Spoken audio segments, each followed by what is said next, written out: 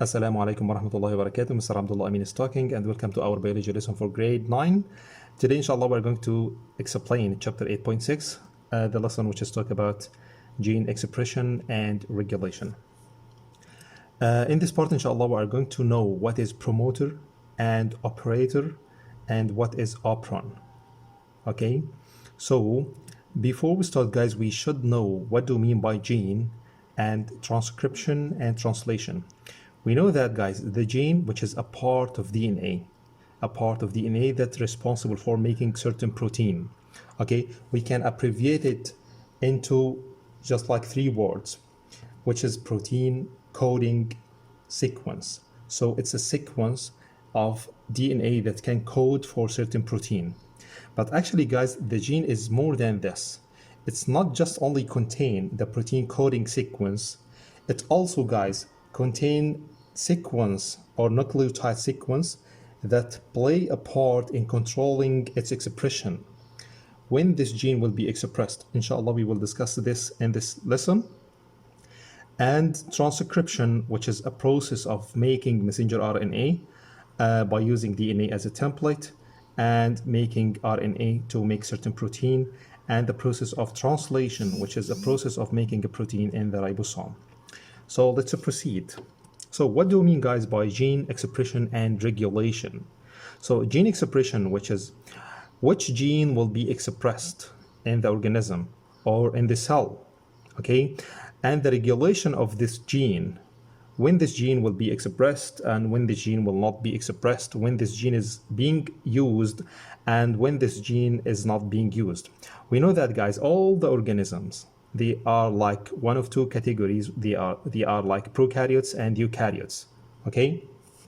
So, guys, in eukaryotes, guys, we know that we have a lot of different kinds of cells, Each one of them has, or each kind of them has different function to do. But actually, all of the cells, they have the same DNA, but actually they are totally different in their structure and the function, and they are different in the genes that expressed in these cells. For example, the cell in the eye have the same DNA that found in the cell in the stomach, but actually they are totally different because the genes that found in the, or that used in the stomach is totally different from the genes that used in the eye, and so on. Okay, so in this lesson, inshallah, we are going to talk about this part for prokaryotes, and inshallah, the part 2, we are going to talk about eukaryotes. We know that, guys, the prokaryotes, which are like single-celled organism, they don't have nucleus and they don't have membrane-bound organelles, and the DNA, it's free in the cytoplasm, which means that transcription and translation, both of them happen in the cytoplasm, happen at the same time. So let's start with prokaryotes. Prokaryotic cell, guys, turn genes on and off by controlling transcription. How could this happen, guys? We have, let's explain a sequence of DNA or a part of DNA, guys. So this is like a part of DNA, okay? We have something called promoter, which is this part, which is a DNA segment that allow the gene to be transcribed, or the place where the RNA polymerase that attach to the DNA in this part, in the promoter, okay? And the second part, guys, which is called operator, okay, which also a part of DNA that can switch the gene on and off, and we will know this in this part, inshallah. And all of them, guys, are enclosed in something called operon, which include promoter and operator and one or more structural gene. Okay, we have like 3 genes here, guys, that code for all the protein needed to do a certain job.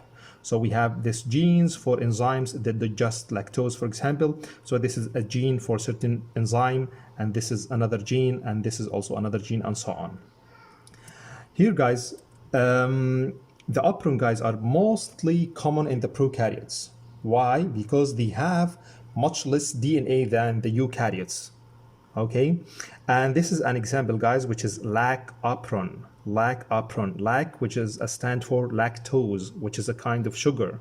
So this lac operon was one of the first example of gene regulation to be discovered Okay, and the lac apron has, as we can see, we have 3 genes that code for 3 enzymes that can break down lactose. Okay, let's see how could this happen, guys.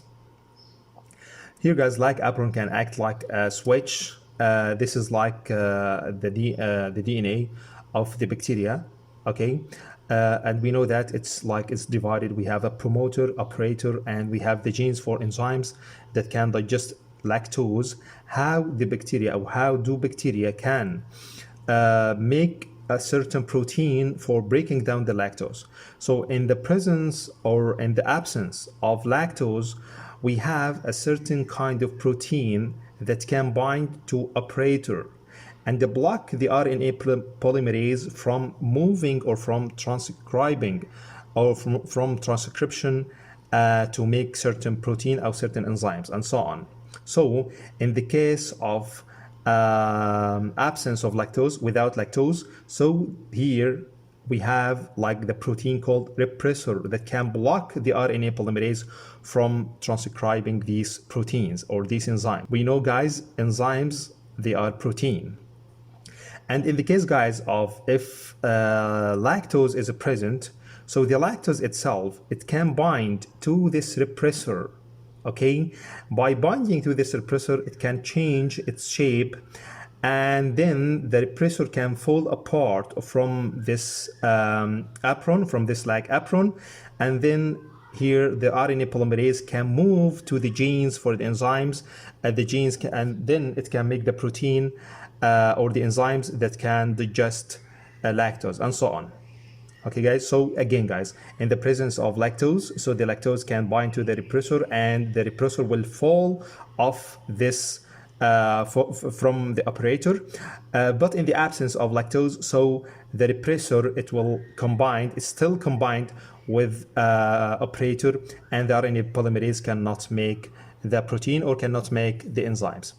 And this is the way how some bacteria can make like genes or can make protein, can make a protein or enzymes to digest lactose according to the presence of lactose or not, how the gene is expressed and how the gene is not expressed, how the cell, how do bacterial cell can stop making these enzymes, and how do bacterial cells can make these enzymes. By this way, I hope you enjoyed this part of this lesson, and this is the end of part 1, and see you next time.